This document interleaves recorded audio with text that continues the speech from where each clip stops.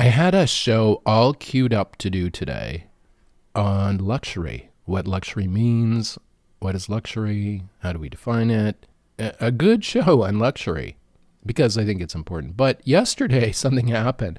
A DJ, a radio DJ I knew back 30 years ago in Toronto.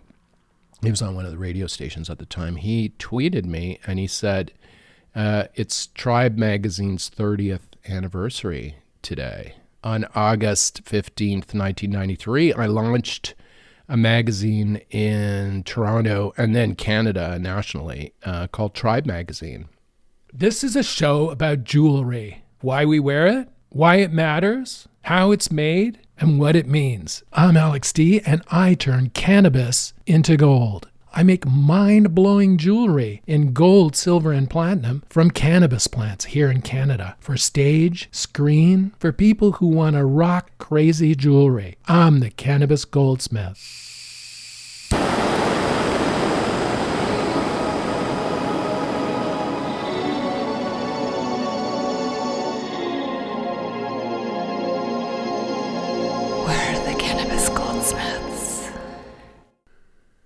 I guess it's like with any artist or inventor. They're just not happy with the way shit is. And that was me. At the time in 1993, I remember in the winter of 1992 in Toronto, it was cold as fuck. The economy was destroyed after the real estate collapse in the 80s. There were so many empty commercial spaces downtown in Toronto. It wasn't a pleasant place to be. It was pretty bleak. There were lots of industrial areas, big warehouse buildings. All that's gone now. It's all housing and condos. But it was kind of a big city that had been sucked out as people left to move to the suburbs, and what was left was just commercial space that was once filled with little factories, like little suit makers and dressmakers and ceramic places and all kinds of like cool little factories making shit for Canada. But all that went to China, so all these buildings were empty, and this is what it was in the early 90s. To give you Americans an idea of the timeline, Rudy Giuliani just became mayor of New York. Now, that's how long ago this was. So, a long time ago. So, I remember going to some parties in Toronto. I was a counselor, therapist working at a substance abuse facility. And I had a private practice, too. And I was invited, I think, to a party. And I went to a party on Spadina. And it was in a commercial space. There were all these, like, if you've ever been to Chinatown in Toronto, they're on Spadina and Dundas area, Spadina and Queen. There's like lots of little Chinese grocers and shops, and all the signs are in Chinese. And some of these are on the ground floor of larger office buildings. Now, all these were empty, right, because of the real estate collapse in the 80s. And there was this big open space, I guess somewhere midpoint between Dundas and Queen on Spadina, in the heart of Chinatown. And somebody gave me an address, go to this place, and there's going to be a party there tonight. So I went, and I showed up at like 11. And there was nobody there. It was just a big empty room. The DJs were still sitting up. And I thought, this is weird, because, as a young man, I was a DJ. And I played in clubs and after-hours parties and stuff. I never walked into a party at 11 and there was nobody there. This was strange. I was going to leave. But the sound guy said, stick around. Just wait. And I did. And I waited up by the windows by Spadina. So I sat on the sill and I looked down at the traffic and stuff going by. And people started coming in. The lights went out. And then at 1 o'clock in the morning, the place was just rammed. The place was just rammed. It was packed. People dancing. You couldn't even see the DJs. There was a booth, a DJ set up at the end of the room, and huge bass bins. This is just like a square commercial space with all the furniture removed. Just a big square room on the top floor of, say, a 5-story building on Spadina. commercial office building. And there was a house party going on in this space. Somebody had lugged up all these bass bands, put DJs in there, and the DJs were just killing it. It was like house music from New York and Chicago and from Toronto, our own home-produced house music. And I was standing in the thick of this room where only moments before it had been empty, and now it was rammed with people dancing. And I started dancing too. And then I realized, okay, there's a scene here. How did all these people get here? Like, people had to know to show up here. So there's a scene somewhere. So let's see if I can connect with it and maybe learn about it, maybe grow it. And that's where the idea of Tribe came from, and the magazine that I started in '93. And this company that's still today, 30 years later, still exists and now produces the most amazing jewelry in the world from cannabis plants. So anyway, back to the story. 1993.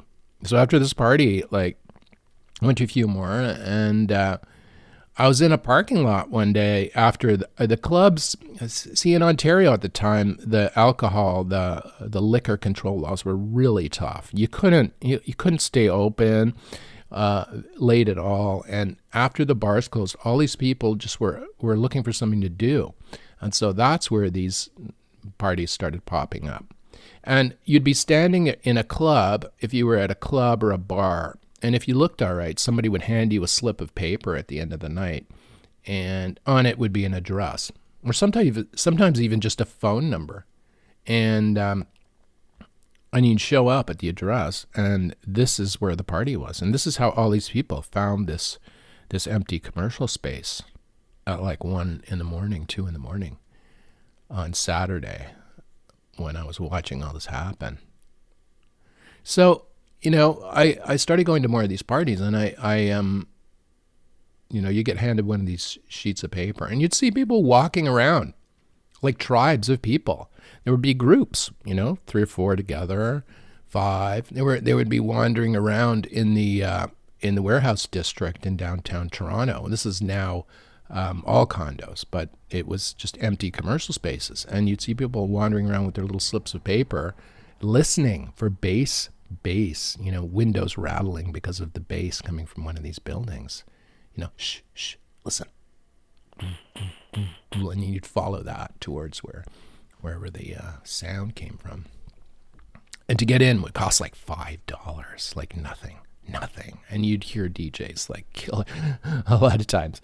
The DJs were like serious, like now serious world famous DJs, but back then they were just sort of known to maybe a few hundred people in Toronto, which was just amazing. So I thought, okay, there's a scene here, let's grow it. And I'm going to start a magazine. I'm going to call it Tribe, named after those people that are wandering around like tribes, aimlessly looking for parties. So I did. And I knew nothing about starting a magazine. I knew nothing about magazine publishing. I knew nothing about printing, nothing. I knew about photography. I liked taking photos. And I thought, I'll put my pictures in it, and I'll put my pictures on the cover. Maybe I can get some people to write for it. And I did. Somehow I asked people, and to help people who were involved in going to these events, who were charmed, I guess, by the whole vibe of it. Like, it's just crazy. Like, you wouldn't see these people all week, but you'd see them on Saturday night in some dark room, right, dancing, and you'd nod. You'd start to recognize these people. And the funny thing is, 30 years later, some of these people are still on my Facebook, and they look older, of course, but they're still the same. And these are the people I remember seeing in the rooms and stuff. And it's just such a great, it's just a great honor. I just love it, even now, thinking about it. But yeah, so I started this magazine just to cover this little niche scene in Canada. It became a national magazine called Tribe. And I published it for well over a decade, lots of issues, over 100 issues. And each one of them was a labor of love put together by people in the scene and people who knew about it. and who lived it at the time. I didn't know how to print it, so I went into a printer and I asked them. That simple. How do I do this? What do I need to do? And they told me how much it would cost.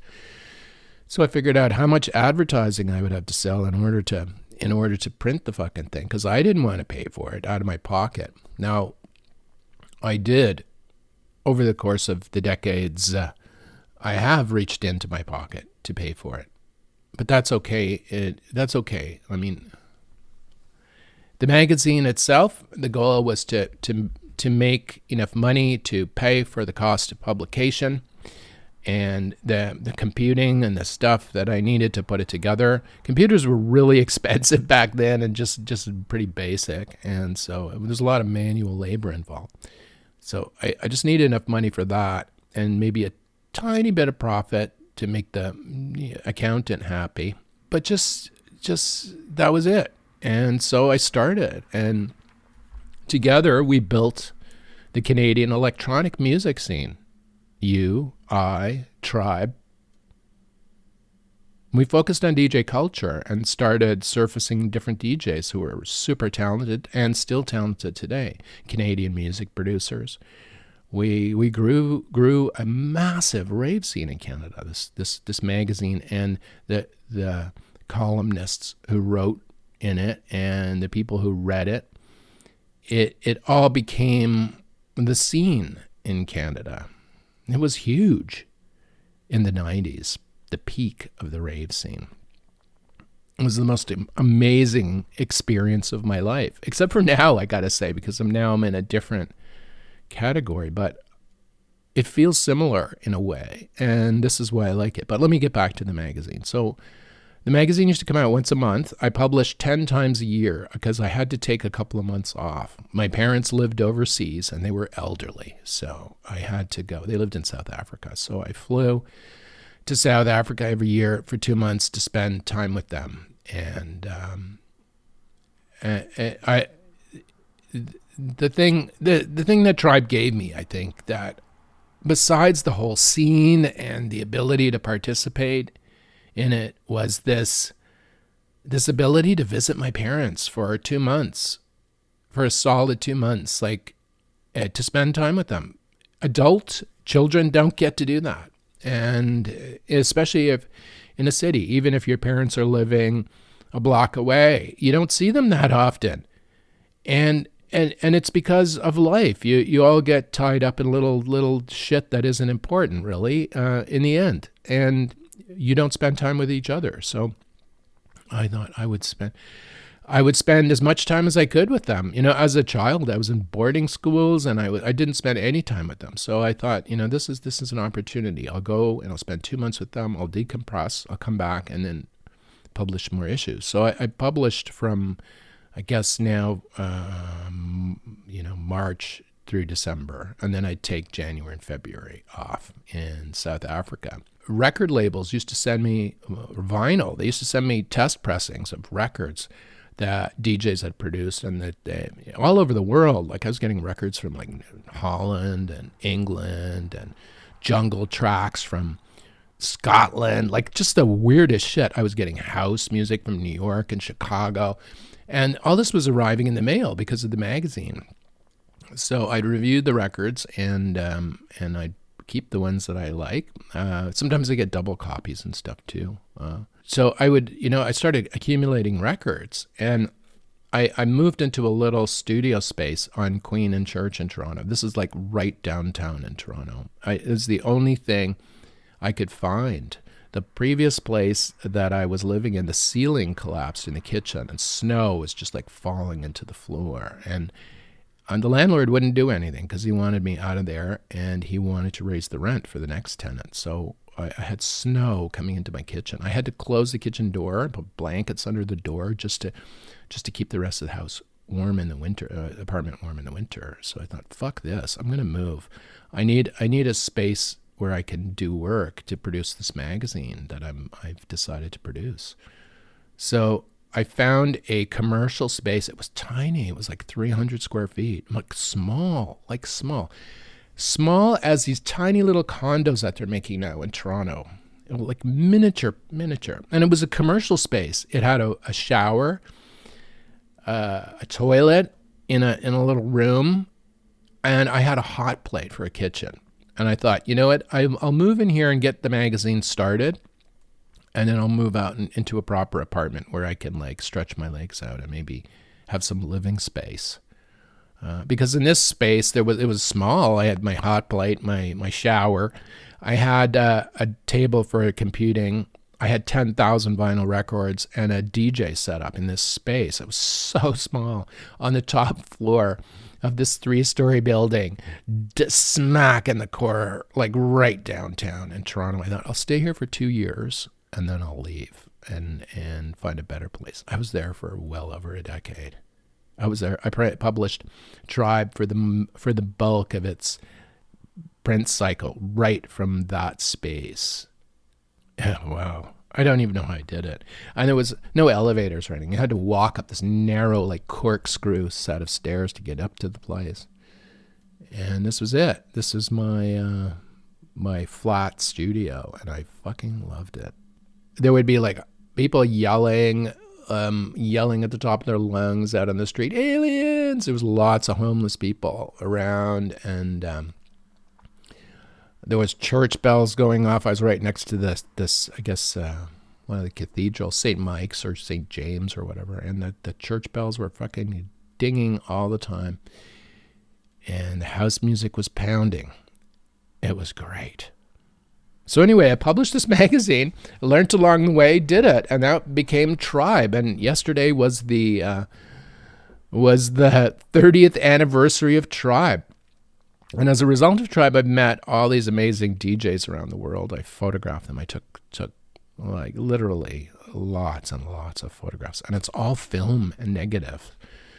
So next year, I'm going to be starting to convert and digitize all those images. Nobody's seen them except there a few of them were published in the original magazines, but we couldn't publish all the photos because there was just not enough space in the magazine. The print space is everything in a magazine, and we didn't have it for the photos. We needed it, the space for the columns and the ads and whatever in order to get the magazine on the street. So my photos, I'd pick a few out and then put them in the magazine, and then shoot something for the cover, put that on the cover. But I have lots and lots and lots of photographs, and I need to scan them. It's a complex process to digitize them at a level that I want. And the technology hasn't existed until now. It's available to convert these negatives and slides into digitized images that can be used in galleries or for books or whatever. The scanning is going to be a big job. But before now, it was all, you had to get these drum scanners and these things that look like were the size of a car, basically, to scan a negative at the resolution that I want, because I want super high resolution for people of the future to be able to use these images or study them or do research on them, to find out what the rave scene and DJ culture, how DJ culture came about in Canada, because it's all documented in these photographs and in the magazines themselves. So years later I can say all this, but at the time I had no idea, because I was in it and doing it. Those of you who have started companies know what that's about. You get in it, you get doing it, and suddenly it's 5 years later, it's 10 years later, it's 30 years later. So anyway, that's Tribe Magazine. Tribe Magazine came out of that real estate collapse environment. In a way, it's similar to what's going on now. Downtown Toronto now is much worse now. There's more residential areas in the city. There's way more homeless people. It doesn't feel as safe as it did in the early 90s. In this kind of turmoil and upset and empty office space, because there's lots of it, empty warehouse space, there's still some of that left. Maybe another rave scene will start. Maybe something else, something similar. But I'm not terribly hopeful, because phones have destroyed the ability for people to connect with each other. And I think you need that in order to to grow a scene like we had in the 90s, or like you had in your rave scene in the UK or in the United States, wherever you're listening to this now. You know what I'm talking about. It's the phone is getting in the way of everything, of human connectivity. Anyway, the magazine, I published it, and then over the course of the publication run over a decade, first off, the internet launched. I launched the publication in '93, the print magazine. The internet was basically just starting then, and the web. I put a website on in Canada. I put up Canada's first website from a magazine or publication of any kind. We had the first website in Canada for magazine, and it was very basic. It was very simple, but we were the first. And how I did that was there were a lot of the ravers at the time, a lot of the key people who used to go out and party. They were involved. They were the early technologists in Toronto. They had the first internet connections in Toronto, and one of them, a guy named Hubert and Darren, two guys. They lived in this building on Adelaide, across from the fire station, across from the old Limelight nightclub. You know the space if you know Toronto. It's being turned into condos, of course. Now they're destroying it even now. But people used to live in that building, but it was a commercial space. And these two guys used to live, these young guys. They were ravers too. They were partiers. And I think I might have met him at a party, and then he said, "Come up and visit our space." And I walked into their their warehouse space. This is much bigger than my place, but just a commercial white-walled space with 16-foot high ceilings, wood floors. You know, there might have been sewing machines or something there, printing machines there, like in the 1800s. But now it was them, and there were these tables in it, maybe 10 tables with PCs on them with the backs off. It was all opened back PCs and monitors, but black, not color monitors. You know, the old school black face with the white letters scrolling up, just like the green letters or whatever. There were like 10 monitors with just reams of fucking shit, just randomly scrolling up. Like it was just weird, and it was dark in there, and backs off these computers. And I said, "What the hell's this?" And they said, "Well, this is the internet. This is the internet. And these are people, right?" And you could see them connecting on this reams of like this text flowing up the monitors. And yeah, I had no idea what the internet was. He told me what it was, and I thought, "Fuck, I want to get on. I want to get on here. I want to BBS first, and we'll start like a bulletin board." This was before the web, so we'll get Tribe up there quickly on a BBS, and then I met another dude who started one of the very first internet service providers, the second internet service provider in the country, and he said, "You need to get your domain name sorted out, tribe.ca. This is important, for the magazine." So he told me how to do that, so I secured that, and then started building websites by hand, manually, with a text editor, and we launched our first website in 1994. Because I saw that the internet would eventually take over. Anyone who's ever published a print magazine on paper on dead trees knows how much physical labor and lifting and ink and it's just so much stuff involved in producing a product like that. It's a labor of love, but it's actually a physical thing too. I mean, these have to be schlepped around and shipped and stacked and then recycled after, which was the great thing about newsprint. I mean, it could just dissolve in the rain. That's what I loved about it. But it was a newsprint magazine, I guess. Now I should have told you that at the beginning, but whatever. Color newsprint. And then later I put a glossy cover on the outside when I could afford it, when the ads started paying for that kind of thing, all right, for that slick, nice outside cover with good photography. That was my my prime goal. It's like, okay, I want this magazine out there, but I want it to be as best as I can make it, and I want it to connect with the community. I want it to grow the community, and I did it. Oh my God, what an adventure it was. But now that company has become this company, and in a way it's similar. The feeling is very similar, I got to tell you. I've always been a first in. I've always been a shaper of markets or things, or I've always been at the tip of the spear going through, right? And sometimes I'm too early. Often I'm too early. I'm too early. But I have to do this. It doesn't matter, right? Like, I don't want to sit on my hands and wait and then do something somebody else has done. I always have to break through and do it. And this is what I'm doing with the jewelry. So we're making, I thought, I've got this beautiful brand now. I don't print the magazine anymore, although we do have a tribemagazine.com online community. It's huge. It's online still. You can see what's going on there at tribemagazine.com.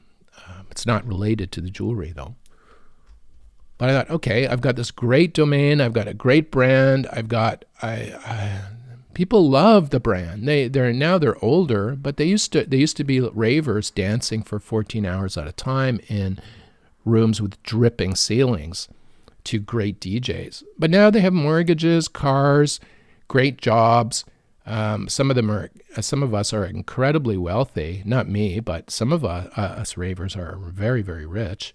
And then some of us are not. Some of us have died. I mean, there's our whole community has grown up. But I was thinking, okay, the brand still has a good feeling with these people, but I'm going to use it as a platform to promote jewelry that I've wanted to design my whole life. Like, I want to do creative, weird shit with jewelry, just like I did with the magazine, but in a different context. And so that's where the Tribe brand came along, in the jewelry space. I'm going to use this street savvy brand with decades of street cred, and I'm going to make serious fucking jewelry for cool people. And that's what I'm going to do. And I'm doing it now. Magazines, do they have a future? You know, the weird thing is, when I left Toronto last year and I moved out to the country, to a rural area, so I could focus on designing the jewelry products and just to get away from the city, it was back when I started Tribe, I needed it in order to produce the magazine, because the magazine was 100% urban and it needed that, right? It needed that energy of the street. But these jewelry products need the solitude to process all that and turn it into jewelry. So I had to leave Toronto. And the pieces are still made there. The precious metal work is still done in Toronto. But I designed the stuff out here in the country now, in a quieter place, where I can record these podcasts in a quieter place and focus on the art and draw on the experience to focus on the art. But when I moved here, I walked into the art store and in Brockville, which is the nearest big town, and I walked into there's a beautiful art store downtown Brockville called Medium Effort. And I walked in and introduced myself and said, I'm the jeweler. I just moved down from Toronto. I met Kathleen, who owns the shop, and Tim, her partner, who owns the shop, and just lovely people. And then Tim said, we're starting a magazine next year, and we're starting a magazine next year. And I told him about Tribe, how I started Tribe, and it sounded sort of similar to Tribe, but it's an arts magazine. And they started it, their first issue came out in January. And I'm writing a column in it now called The Cannabis Goldsmith. And I talk about just life in this area and an artist's life, kind of jewelry design or it's just an artist, like just a column, right? Like an essay column or whatever. It's only 500 words. but I do it every month for this new magazine called The Fish Wrapper out of Brockville. So if you're passing through, pick it up. It's just great. It's a newsprint, color newsprint. It has the same form factor, the same size as Tribe. And I look at Kathleen and Tim doing this, and I know what they're in for.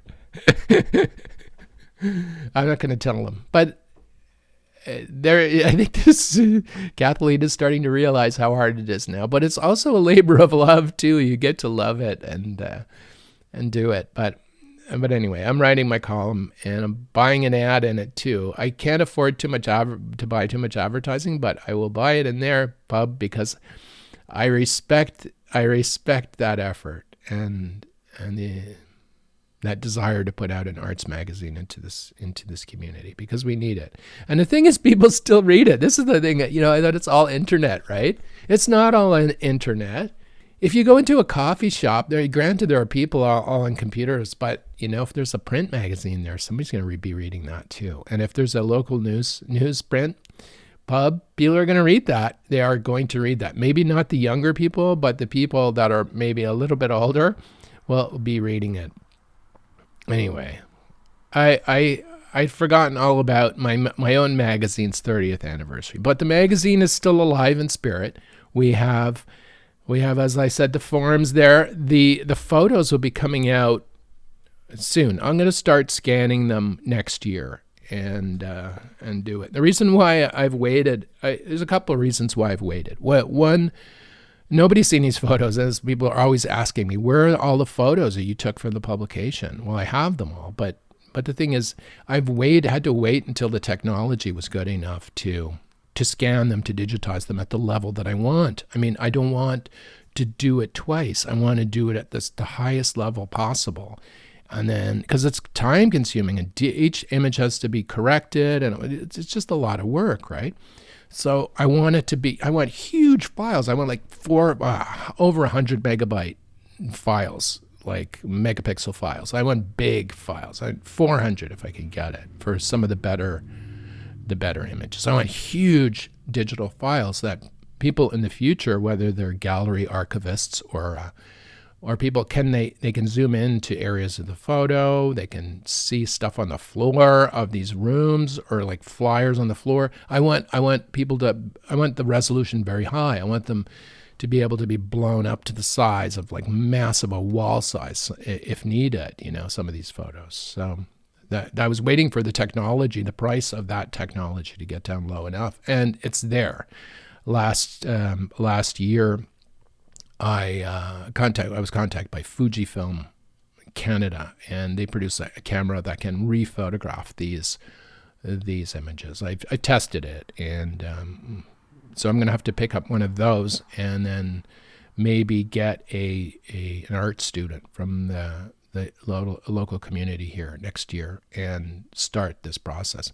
I'm going to run a Kickstarter or a GoFundMe or something to raise money to buy this camera to digitize this, and maybe a little bit of money for the student, because it's going to be quite expensive to do, and I can't afford to do it myself. So I'm hoping to reach out to the community, and I think if we all chip in a little bit, we should be able to do it.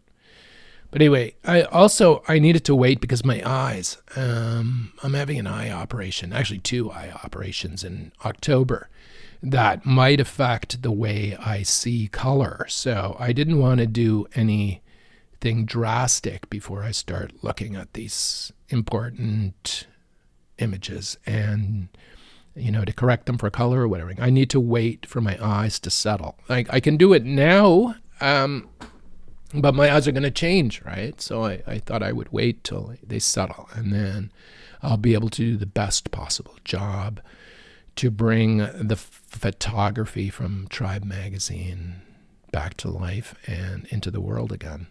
It's going to be amazing. Anyway, that's it. I didn't talk anything about jewelry today, except to say that I'm using the brand that has a long and storied history, a really good history with a lot of street cred, with many, many people around the world, to build a new luxury jewelry brand that's cool, funky. We're coming to funkify jewelry, basically, is what we're doing with Tribe.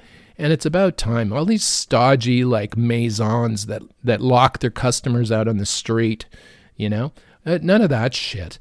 Like, let's make jewelry for the people who, let's make appropriate shit for people who want to live. That's what I'm thinking. Anyway, next week, you're going to hear the podcast I did on luxury, which is already recorded, unless I, swap it out at the last minute with something else. Anyway, I hope you have a great week. That's it for me, the Cannabis Goldsmith. Oh, the plants. I'll tell you how the plants are doing. There's 3 plants, and they're huge. The 14 feet is one of the KZN plant is at 14 feet. The green crack is maybe 10 feet, and the Congo is at just maybe short of 10 feet. They're massive, and now they're going to switch to flowering soon, so it's going to be interesting to see. The Cannabis Goldsmith is produced by Tribe Communications, Inc. in the Thousand Islands area of Ontario, Canada. You can see what we do at tribe.ca. Send us an email, alexd@cannabisgoldsmith.com.